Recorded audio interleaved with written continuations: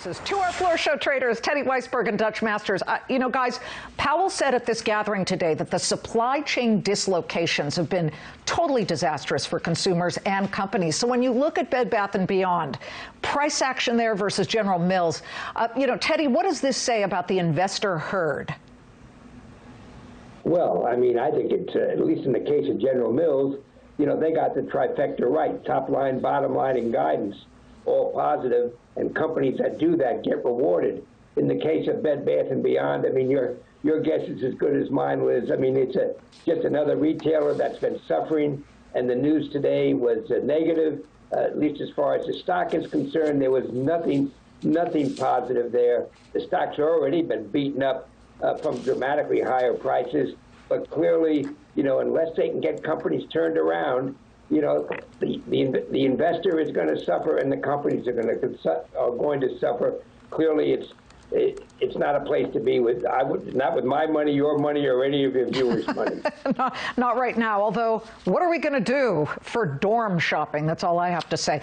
Listen, Dutch, talk about the investor herd sentiment, and then what you and your team of traders are thinking and seeing right now. Well, when it comes to, the dichotomy between these two stocks, Bed Bath & Beyond and General Mills is food, and that's a necessity product. And, Bed Bath & Beyond is dust ruffles, okay? I didn't even know what a dust ruffle was until I got married. And then suddenly we really needed it really badly, apparently.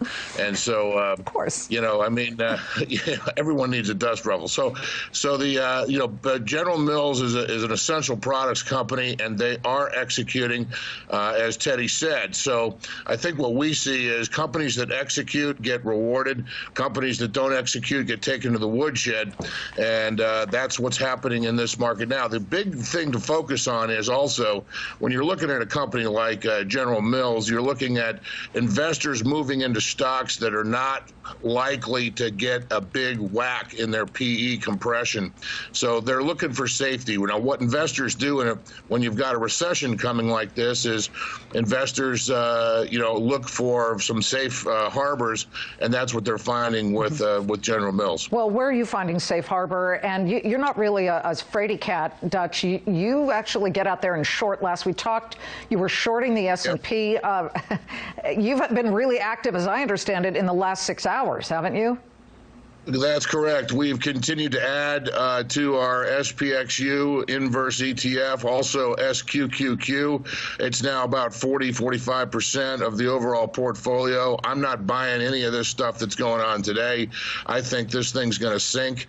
I think this market's going to trade off all the way to the July 13th CPI print that's going to get announced around that time frame. Yep. Now, what's interesting is I think we're going to see bad news is going to be looked at as good news at that time, because that might be a hot print, but it might be the market might look at it and say, okay, that's going to be the last one we see. Mm-hmm. Mm-hmm. Teddy, notwithstanding decorative pillows and dust ruffles from Bed Bath & Beyond, tell me exactly how you would decorate a portfolio at this point.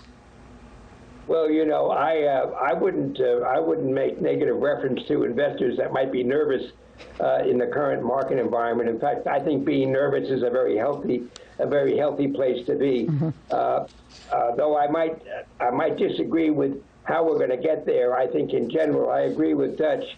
I think we're going lower. I think this is not a time to be a hero. I think cash is king. In some respects, the best trade right now is a 3-month or the 6 months Treasury. A couple of months ago, you were getting 0 for your money. Now you're getting 1.5% to 2.5% with short-term money, with virtually no risk in the Treasury market. This is a very, very difficult environment, and it's difficult, Liz, because uncertainty breeds volatility. Mm-hmm. And boy, we have tons of uncertainty.